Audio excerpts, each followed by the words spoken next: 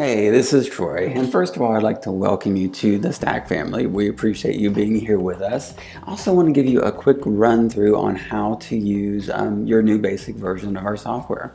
So when you log in, you're going to see a list of your projects right here that you've created. Now, if you log in for the very first time, you're just going to see kind of a blank arrow with some text on how to get started.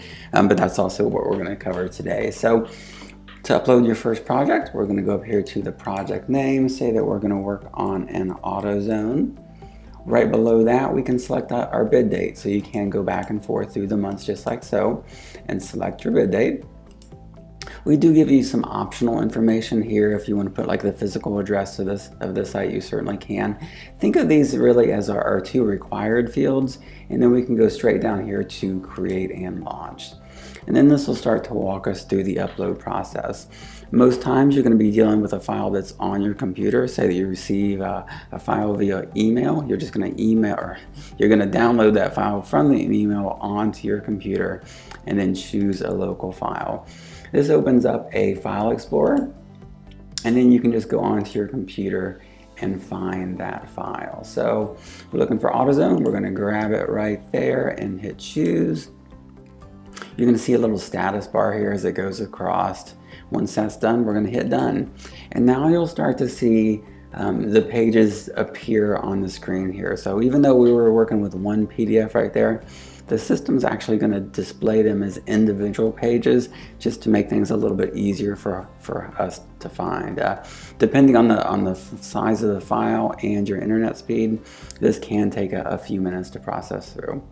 Okay, great. So now the software has split apart our pages and it looks like this. So as you scroll down, you can see all the pages in your project. We give you these thumbnail views just to kind of make it easier to find the plans that you want to work on, okay?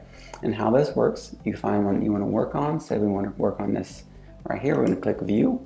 It's going to open it up in its own tab above here. When it's in its own tab, you can just hold down with your mouse button. You can pull the page around. You can use the scroll wheel on your mouse to scroll in and out, just like so.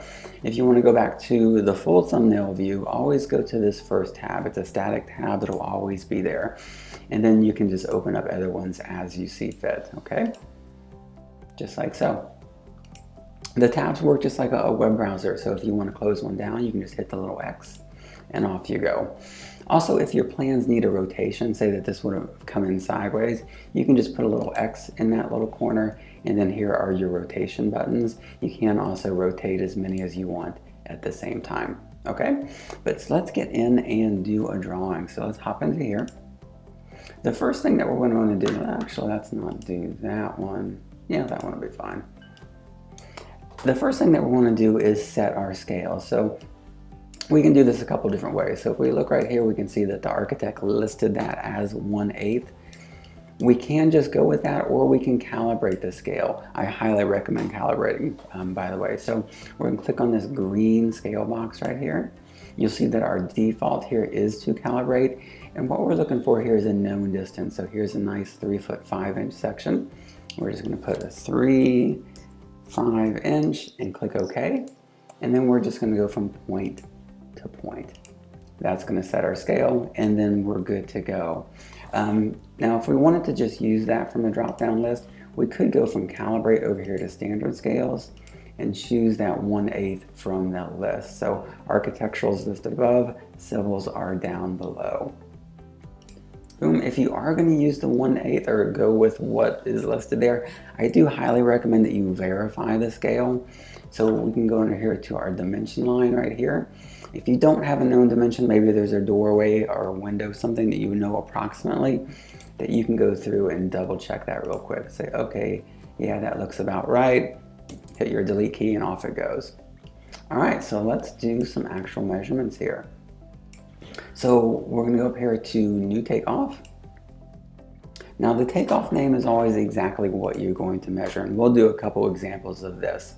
Your measurement type, say this could be like drywall, or you could make it more specific in 3 5/8 or 5/8 inch drywall, 16 gauge electrical wire, or just call that wire. It can be as specific as you want it to be. And then you're going to choose the corresponding measurement type. So let me run through these kind of quickly. So for an area, that would be an area, a square footage area for either a floor or a ceiling, or maybe the elevation view of a house if you're doing like siding. Linear is just a straight run. Say that you're running some electrical wire along the building, or you're measuring trim and you just need linear footage. Counts, so this would be if you're counting electrical outlets, toilets, anything like that. Linear drop, that's for our electrical friends. So say that we're running a piece of wire along the top of a room and we want that wire to drop down 5 feet to an outlet. That would account for that. So you would do a linear measurement and then click on your mouse every time you want it to drop down. And the system's going to account for that additional 5 feet of cordage for you. Pitched area and pitched linear, that's for our roofing friends. So that's where the system is going to prompt you for the rise and run of the roof. Surface area, so this is for anyone that's working with walls and you want the square footage of the walls. So you'll do a linear measurement here and the system's going to prompt you to enter in the wall height, okay? Volume 2D and 3D, that's for our friends that work with concrete. Volume 2D would be like a slab. So the system's going to prompt you to enter in the depth. So say that you're working on a 6-inch slab. And volume 3D, think of that as either a footer or a wall. Here the system is going to prompt you for the width and the depth of that footer, okay? And we'll run through these all quickly. But say area, let's start at the top and say that we are just doing a tile. Again, it could be, 12-inch tile, 2x2 tile. You can be as descriptive as you like. We'll hop into area. And the system's going to automatically pick a fill color for you, which is fine. You do have the ability to override it. So if you didn't want a pink color showing up on your plans, you can go and change that to anything that you want. Okay? Hit start takeoff and it's going to immediately take you into drawing mode. Our drawing tools all work the same. So if we're going to measure this room right here, we're going to do 1 click to start, drag our mouse across, 1 click for every turn, and then double click to finish. And then it's going to shade that color in. Now, if you're working on a rectangular room, we default here to our polygon. You can hop over here to our rectangle. Just makes the drawing a little bit quicker. For here, we're just going to do 1 click in this corner, drag down, double click there. So it just makes the drawing portion a little bit quicker. So to see what we're done, we're going to end that takeoff. And it's going to calculate our square footage of our tile right there. Boom, so we're looking at 131 square feet needed for our tile, which is awesome. Now, if we wanted to continue on with this tile in another area of the plan, we're just going to hit this little green arrow and it takes us directly back into drawing mode. While we're on this, if we go back into our polygon again, see how the line is a little wobbly? If you hit your shift key, that'll force the system to draw straight lines. It can make the drawing a little bit quicker for you. And then you just toggle it off with the shift key as well. Okay, double click and there we go. Let's go to end. Next one, let's do a linear measurement. So say that we're doing, 12 gauge wire. My spelling is terrible. And start takeoff. So say that we want to know from wire from this point down to this point. We're just going to do 1 click to start, 1 click for every turn, and double click to finish. Boom, there we go. Hit end. Again, it's going to calculate that linear run for us right here. We can hop into our next one, which is a count. So say that we're going to do outlets, or it could be duplex, outlets, anything you want. Oops, not linear, count. With this, the system's going to pick the color and then also your count symbol. You can override this at this point and choose what kind of symbol that you want that to be. So if we wanted that to be a large red check mark, we're good to go. Hit start, and then we would just place that outlet anywhere that there was on the plan. And to end, let's start the next one. So linear we drop, that's for our electrical friends. Say this is a wire with drop. Grab that little guy, start takeoff, and say, when I click here, oops, drop length. Yes, the system's gonna tell you if you don't pay attention. So say that we're dropping down 5 feet. We're gonna start, and you'll notice that it puts a drop right there as we click. So if we don't want a drop there in the beginning, just hit your backspace key, and it will remove that. Say that we want one there and we want one down here. Boom. And we're good to go. So it's going to give us our linear run and then account for those drops right there. Next on the list would be a pitched area. So we're going to have to use our little bit of imagination here, but say that we're doing a shingle roof. I know we're not working off a roofing plan at the moment. Start takeoff, and this is going to enter our rise and run. So if the slope is 512, we're going to back this guy out, and I'll make this really fast for you guys. Draw a big rectangle over the top. Boom. Now that is going to account for our slope. So if I hover over it, you can see that my pitched area, the rise and run that was entered, and give me my flat area. And since I drew a rectangle, it's also going to give the width and the height, which is pretty cool. Also shows the scale that was used. Okay, we're good to go there. Now, if you ever need to hide something, like we've got this big blue area, we can go here to our shingle roof, click right here to get to this submenu, and we can hide that. Okay, and that will allow you to draw beneath. Surface area, here's a great one. So say that we're working with drywall. Surface area, let's zoom back in here to where we actually have some walls, and we can do, again, the system doesn't always pick the greatest color. That would be kind of hard to see. So let's make that something that we can actually see. We'll go with like a bright red. Start takeoff. Now it's going to ask us to enter in the wall height. So say we're dealing with a 9-foot 6-inch wall, and we're good to go. So one click to start, one click for every turn, and we're done. Okay, a little sloppy, but we're done. We can hit end, and we can see that it's going to total up everything there. Now for a drywall, even though we did a linear measurement, it's going to multiply that by the height that we entered. So right now we're dealing with 446 square foot of wall space right here. Awesome. Let's hit our concrete one. So say that we're working on a concrete slab. That would be a volume 2D. We're going to use the same example and say that we're dealing with a 6-inch slab. And then let's back that out and then just kind of pretend that that's going to go over the whole area. And we're good to go. Okay, again, it's going to calculate for us then, and then we can go in and hide that one as well if we want to work underneath. So for our slab, it's going to say, okay, for this area, which we can hover over and see what the actual square footage is. And then for our calculation, it's going to show that we need 116 cubic yards of concrete for that slab. Let's hide that guy.